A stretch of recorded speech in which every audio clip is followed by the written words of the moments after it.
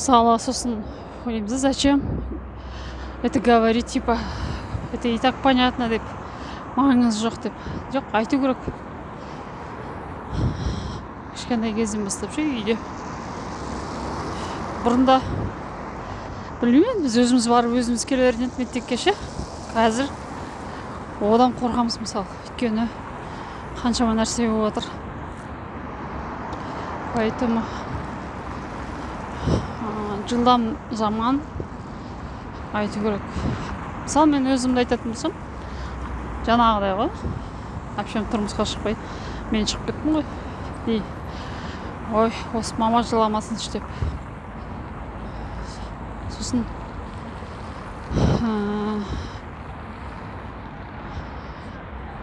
барсам, мен ойлағандай болған жоқ.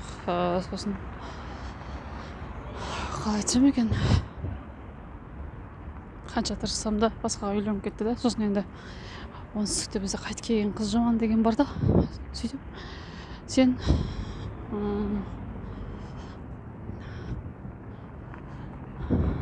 мысалы аборт жасаған болатын. Сол кезде де мысалы анам жыламасын, одан қорқасың ғой, ұрып тастай ма, өлтіріп тастай ма деп ше.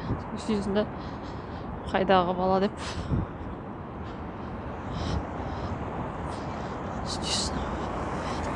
И ата-ана үшін біз бәрі емес, енді жалпы бәріне барамыз ғой. Киелі деп ойлаймыз да. Олар сені қорғамаса, адам қорлы көрмесе,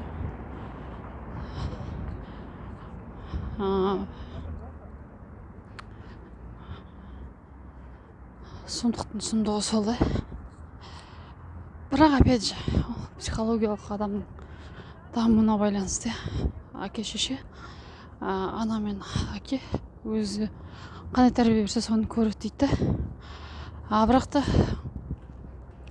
бұл жерде тағы бір мәселе сонда. Услышать ребенка, да, что он говорит. То есть, например, басқа біреу оған дұрыс тәрбиені, дұрыс өмір сүруді үйретіп жатса, тыңдау. Сөйтіп, бала бірдеңені біліп айтып жатыр ғой деп, оған ұрыспай, соның ой пікіріне құлақ асу керек та. Жоқ, мен ғана дұрыспын, сен кішкентайсың, тым білмейсің деп айту дұрыс емес. Поэтому такие мысли.